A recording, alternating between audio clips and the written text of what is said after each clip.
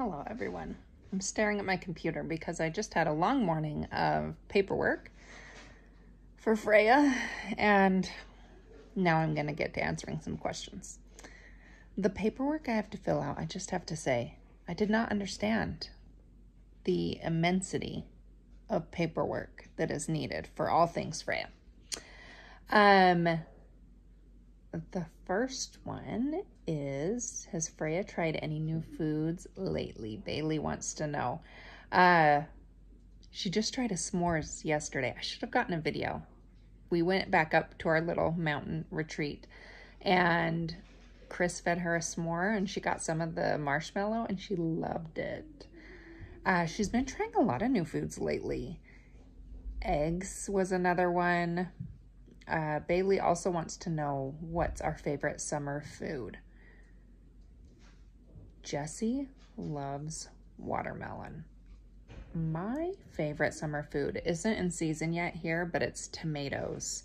And they should be, I have a bunch of green ones, and so we should be having a lot of tomato sandwiches come August. That's my favorite. All right, you two. Julie wants to know, do you ever feel upset that you're not getting as much one-on-one attention as Freya gets from me? Yes. What do I do to help you get more one-on-one attention? Sometimes we get a babysitter.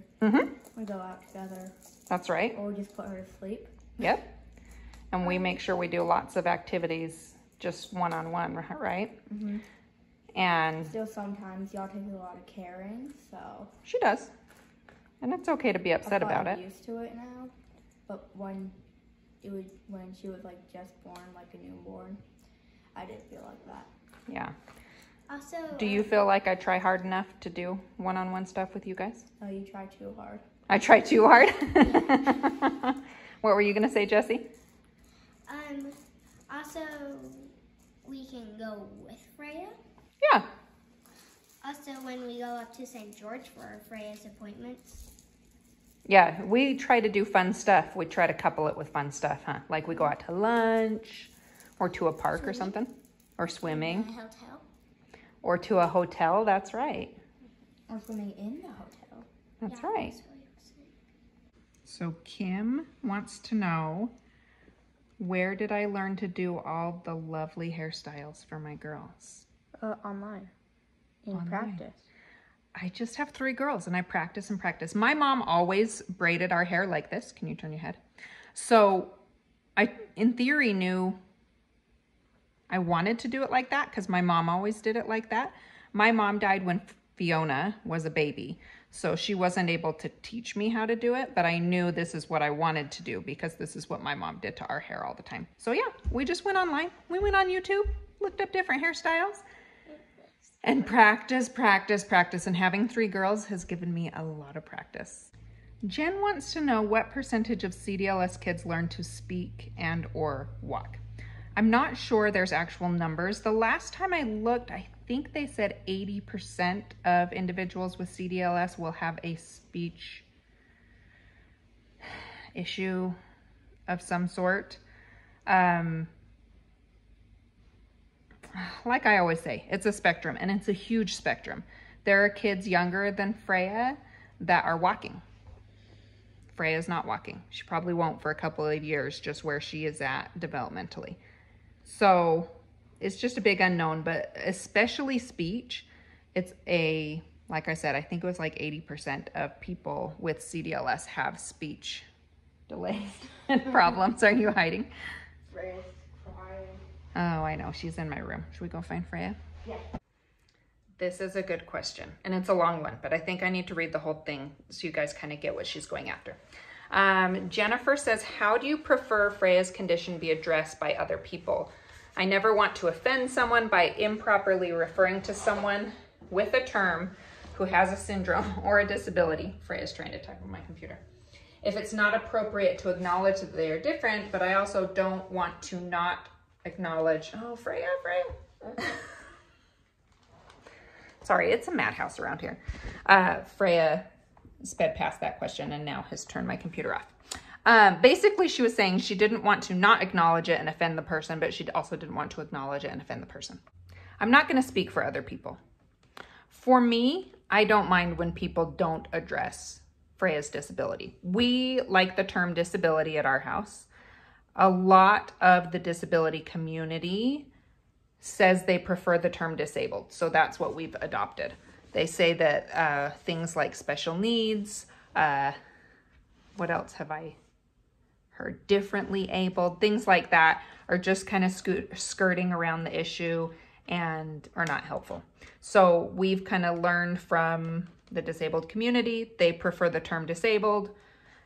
Easy for me. I'm kind of a straight to the point person anyway, so it works for me. That being said, there are a lot of different communities within the disability community. Like, I know a lot of people with Down syndrome do not prefer the term disabled. And I think in general, it's best to, if it's just a stranger in the street, I really prefer when people say, your daughter's so cute, and move on. I do have people that will stop me and say, like, oh, I have a special needs child too. And while I don't like the term special needs, I'm not going to be like, we prefer the term disabled, right? Because that's the term that they prefer, is special needs for their child. So it's a very personal thing. I'd say in general, you don't have to acknowledge that people have a disability if you're just out in public. If it's a friend, ask the friend what they prefer.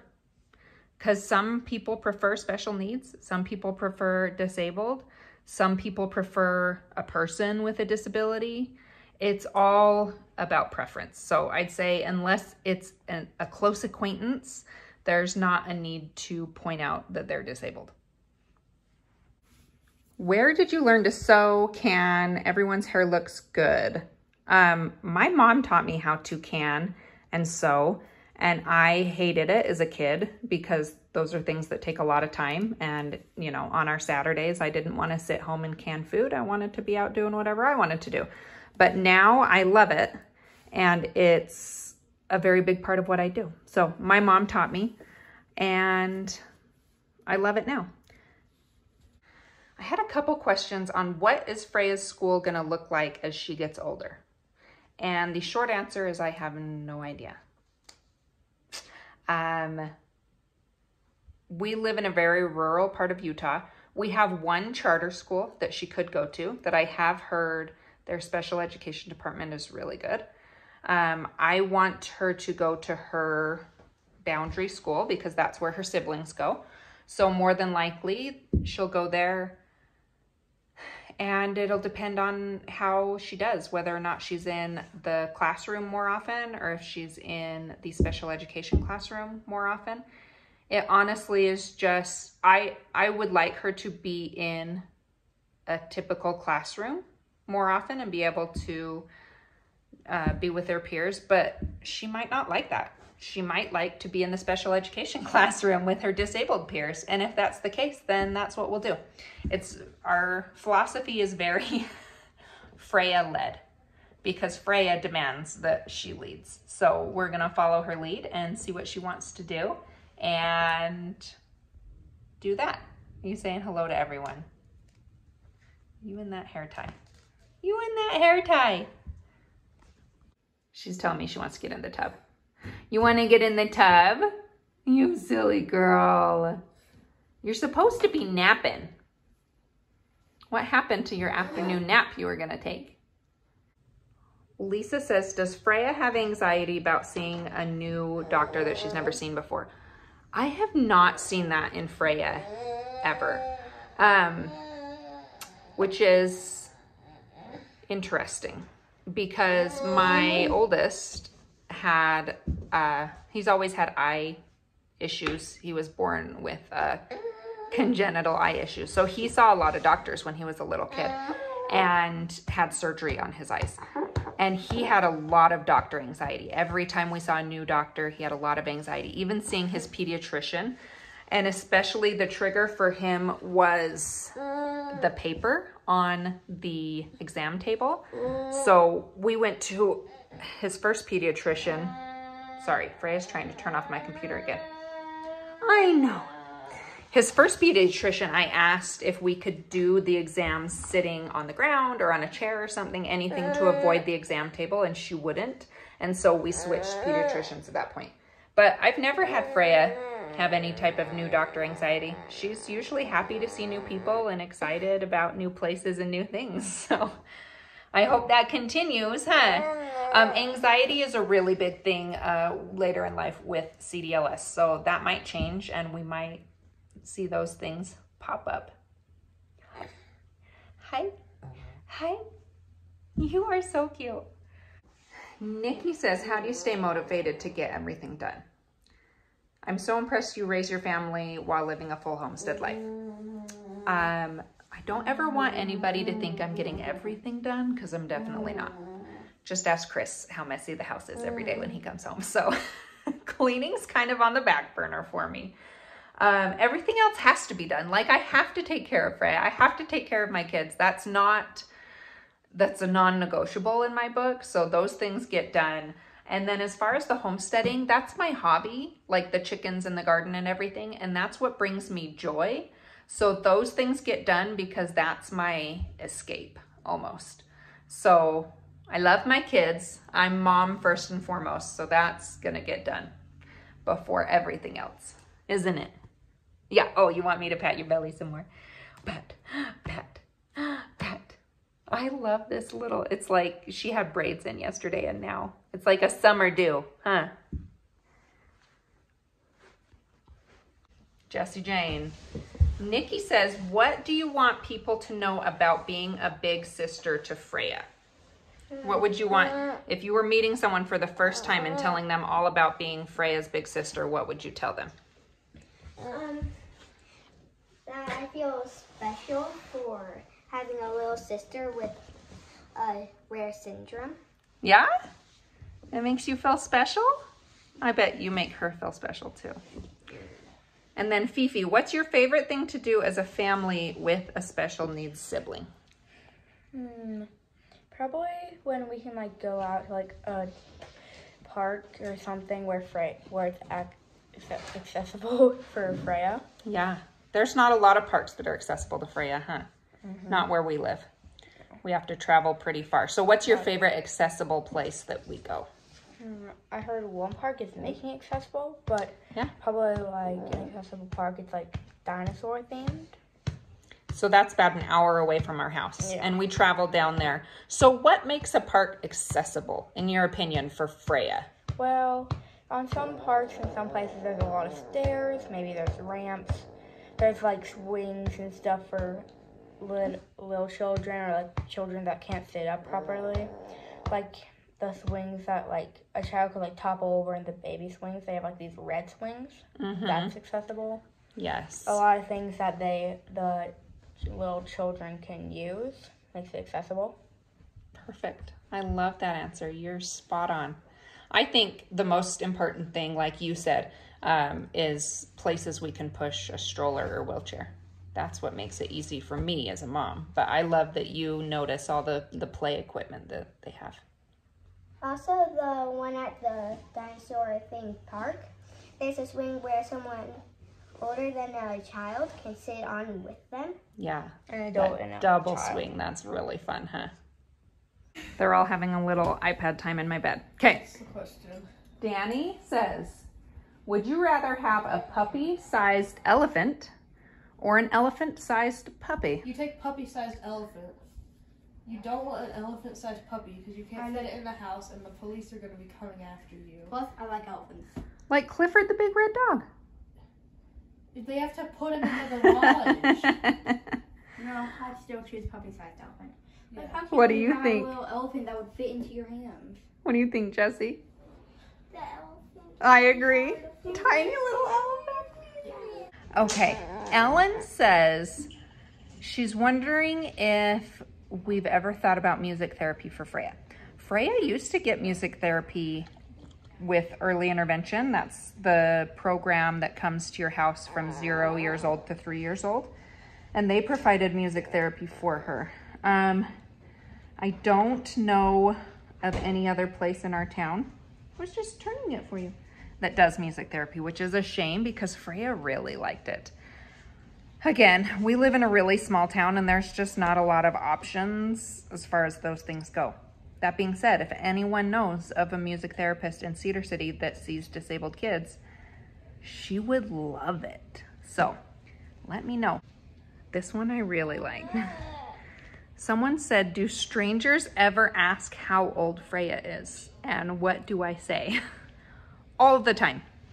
Everybody's question is always like, oh my gosh, your child's so cute. How old is she? It's like the first question. I always give them the honest answer,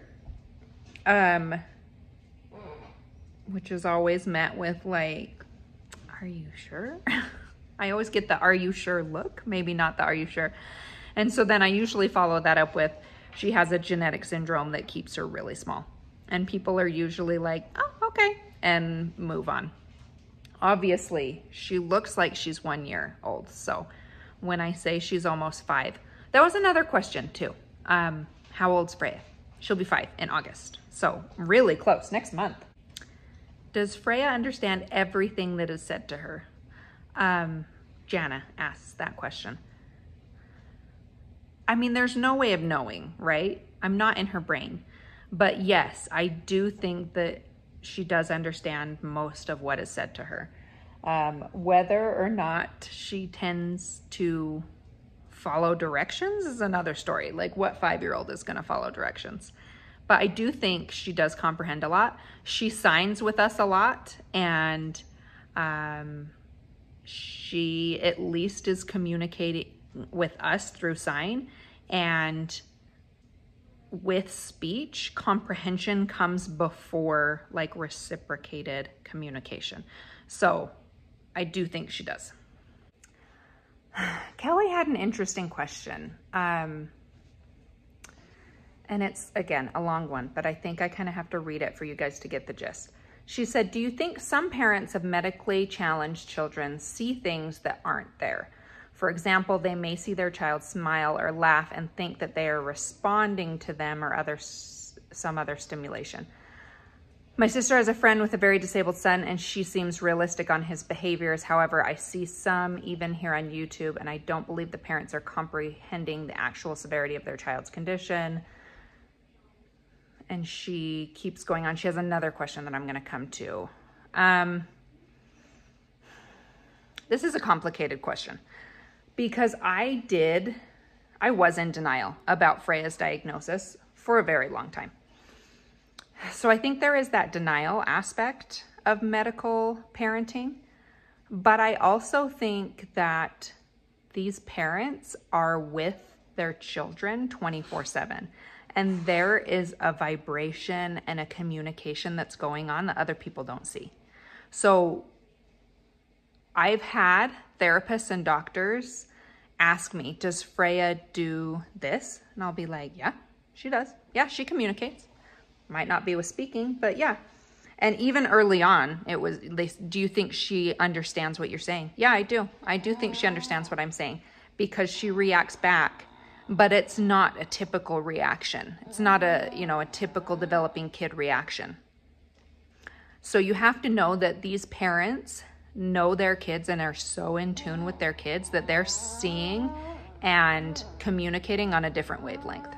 So there is, like I said, denial. I was in denial for so long about Freya's diagnosis. And I was in denial about how severe it would get. But I also saw a lot of Freya that other people didn't see. Sorry, I had to get Freya down for a nap. She took a little car nap, and so then she slept for like 10 minutes and was needing to go down for a real nap. She was been quite ornery. Okay, second part of the question that Kelly said, when you're out and about, does anyone, either a child or adult, pointed or said anything about her lucky hand? If so, how do you handle it? Kids all the time will recognize Freya's lucky hand and look and point and tell their parents. I'm going to tell you what happens and what I wish would happen, right? So what happens is usually the parent's like, shh, shh, don't point, that's mean, that's rude, right? And while I agree, we shouldn't be pointing and gawking at people, I don't think that's the way to approach it with children.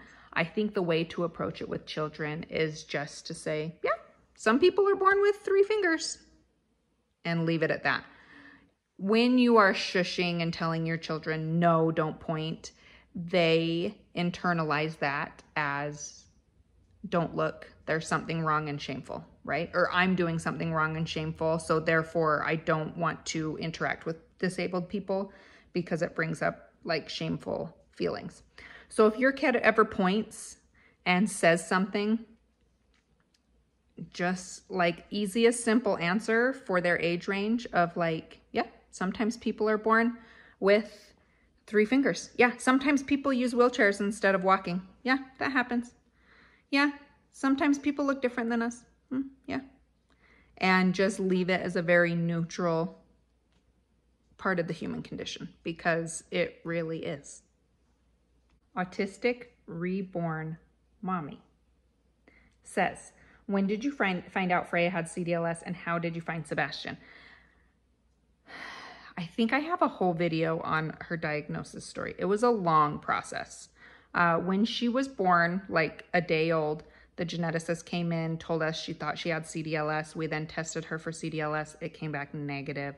We then tested her for 10 other syndromes, I believe, that had a limb difference, part of the syndrome. She tested negative for all of those.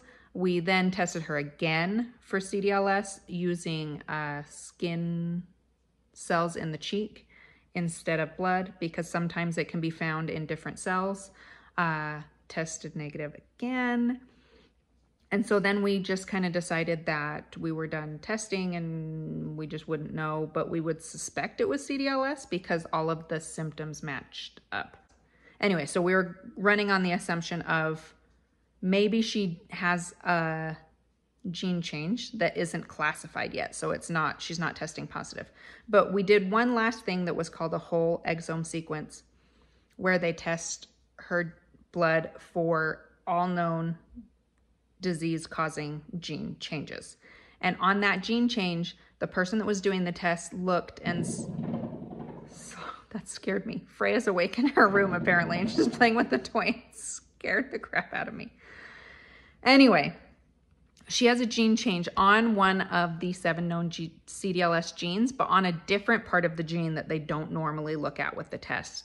For some reason, this person that was doing the test just looked past at a different part of the gene, and it was on that part of the gene. It's a splice site mutation. Freya's the only one that we know of that has this specific splice site mutation. Anyway, it's all super complicated, but suspected at a day old, kind of was suspecting the whole time that that's what it was, but she kept testing negative for it. And then we got the confirmed diagnosis when she was like 2.5. How did we find Sebastian? When we found out at a couple days old that she might have CdLS, I started searching CdLS, and he came up on Instagram, and it was amazing because as I was telling people that Freya might have CdLS, of course, no one knew what it was, but I did have one friend at work who was like, oh, like Sebastian. And I was like, yeah, like Sebastian, because she was the first person to know what I was talking about. And it was so, like, I cry every time I think about it. It was so lovely to me that Stephanie went out on a limb to share her child's story so that someone could know what I was talking about when I said my child has CdLS. Because if you say my child was diagnosed with Down syndrome, everybody gets it. They know what that means. When you say my child was diagnosed with CdLS, no one knows what that means. And so then it's, what does that mean? I've never heard of that. Oh, that's so rare. How is it going to affect her? How's it going to, and you get all these added questions. So for my friend at work to just be like, oh yeah, like Sebastian, I know all about CdLS, was the greatest gift I could have gotten at that point in my life. So that's how we found Sebastian, and we love them so much. Life as the MJs says, does she always sleep so deeply? Yes. When Freya sleeps, she sleeps so deeply, but she doesn't often sleep long stretches of time, if that makes sense. She does have trouble sleeping for long stretches of time. So we have problems with sleep around here. Sherry says, how do you pick the perfect foundation? I never get it right. Let me tell you, I have bought a new foundation every time I have bought foundation from the time I started wearing makeup until now. And I found this one and I love it. So I don't know. I wish I had good advice. I just bought a lot of foundation and threw away a lot of foundation until I found the one that worked well for my skin. Sorry. Maggie says, do we have someone that can take care of Freya and the children so you and Chris can have a date night, lunch, breakfast? Not easy, I would imagine. It's not easy. We do have a very small group of people that I trust to take care of Freya. One is my best friend, Laura. She's amazing and I love her so much. She's like my rock and my sounding board through everything. Another one is my other best friend, Jessica. She is amazing. So Laura has 4 kids of her own. So it's kind of hard for me to be like, here's 4 more kids, have fun. So she will try to come and watch my kids when her husband is home so that she doesn't have to have all 8 kids. My friend Jessica has no kids, and she is actually the one that takes my kids, and she took my kids so I could go to Chicago with Chris. That was it was December. It was right before I started our YouTube channel. Chris and I took a vacation to Chicago for a couple days, and she took my kids for the couple days, and she's amazing, and I love her. As far as short periods of time, it's a little harder because it needs to be an adult. There's a lot of teens and kids around here that babysit for money, but with Freya's seizures, I really need someone, and even adults, it's hard because if my child drops and has a seizure, you really kind of need to have a level head to deal with that, and it's a very real possibility. So we have a very short list of people. Has Chris ever sent you away for a 24-hour getaway to have some time for yourself? Yes. My sisters and I have a sister trip usually in Las Vegas every year, but we didn't go this year because none of our schedules like mesh together. So usually I get a couple days in March, but I'm going actually with my friend Jessica to have a spa day in a couple of weeks that I'm super excited about. And it was Chris. We always talk about it. We're always like, oh, let's go do a spa day. And Chris, the other day, Jessica, came up for dinner and we were like, we should do a spa day. And he told me after, he's like, do I need to set this up for you guys? Because you always say that and you never do it.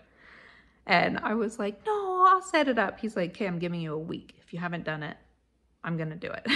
So we set it up and it's really good. A lot of questions about Jessie. We don't know. For those that don't know, long story short, Jessie's had a cough basically since January. It has stopped being less coughy and more like throat clearing, like constantly. It's not asthma. They thought it was asthma. We treated it for asthma. It's not asthma. She did have pneumonia in January and they treated that. And that's kind of when the cough started and never stopped. Anyway, we're going to see a new specialist this week and I hope to have an update for you guys soon. But I don't know. We don't know. We're working on it. This will be like we've seen her pediatrician like 4 separate times for it. He's consulted with 2 other doctors. We're now going to see a specialist. It's terrifying for me as a mom because when you have a child that has a rare medical condition, the thought that it could happen again, it doesn't seem so rare, right? Because it happened once, it totally can happen again. So it's kind of terrifying for me and I'm trying to deal with it, but also be calm about it because it's just a lot. Someone says, have you ever met another parent of a kid with CdLS? And how different to Freya's CdLS have they been? I will say it again and again and again. CdLS is a spectrum. We just went to a CdLS clinic. So one of our children's hospitals in our state runs a clinic for kids with CdLS, and they bring in specialists, so you can see all of the specialists in one area. They're not specialists in CdLS, but they do this clinic every year. So they've seen like 10 kids every year for the past however many years they've been doing the clinic. So they've seen more kids with CdLS than a lot of people. And this year was the first year we got to have a little luncheon afterward, because Freya was born in 2019, like right before COVID. So this was the first year I really got to meet. I had met with one family before that has a daughter with CdLS, and I loved meeting with them. They were our first family we met. And then this year we got to see them again because they live in Utah, and then a bunch of different families throughout the United States came to this clinic. It's amazing because you just get it.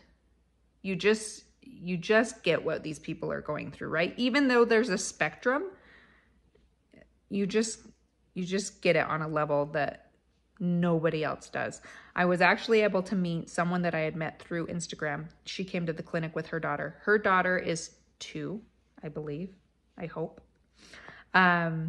She told me it was okay that I share on here. Her daughter's name is Aubrey. She's 2, maybe 3. I'm not great with ages. And she is a little less affected than Freya. She was walking, and we were talking, and she was like, I know that like my daughter's less affected than Freya, and I know it doesn't seem like I should be having, you know, these feelings. And I was like, girl, it still is not what you thought was going to happen. It still is hard. Just because your hard looks different than my hard doesn't mean yours isn't hard, right? Like, that's what's so great about meeting with other families that have kids with CdLS, is we all get it. We all get that it's hard. So again, she was 2, walking, eating by mouth, doing all those things, but she's still not a typical kid, typically developing kid, right? There also were kids, I'm trying to think. There were a lot of kids that could walk, but still used wheelchairs to get around, because it's hard to walk long distances. There was a 14-year-old girl there that really reminded me of Freya. She really, I looked at her and was like, that's how Freya will be if she lives to be 14. She was not talking. She was walking short distances, but had a wheelchair for longer distances. So it's just a big spectrum, and we just don't know where Freya will end up on that spectrum. And even with Freya, like, she's less affected as far as health. She's pretty healthy, but she's more affected as far as development. And it's just, you don't know where your kid's gonna land. Do some kids have similar characteristics, or do they have their own individual characteristics? Kids with CdLS still are their parents' kids, right? So they're gonna have their own characteristics. I always like to say that they have 3 parents. Freya has 3 parents, me, Chris, and CdLS. And so all these other kids have their 2 parents, but also they have the CdLS parent. So they're gonna have their own characteristics and their own personalities and everything, and their own genetics at play, but they're also gonna have the CdLS in there. So it's actually really interesting to see all the similarities, but also all the differences. And you guys know, if you watch Sebastian, he looks so much like Gio. And I feel like Freya looks a lot like Chris and me, right? But they have similar physical characteristics because they have CdLS in there too. Will Freya have this same teacher this coming school year? I don't know. I find out in August. They change it sometimes. She's had the same one the last 2 years, but they do change it sometimes because these teachers aren't, like, they're not special education teachers, they're preschool teachers. And so sometimes they switch, but I don't know. I'll find out. I hope she does. Does Freya like to dress up for Halloween? I don't think she cares, but I like to dress her up for Halloween. I think it's real cute.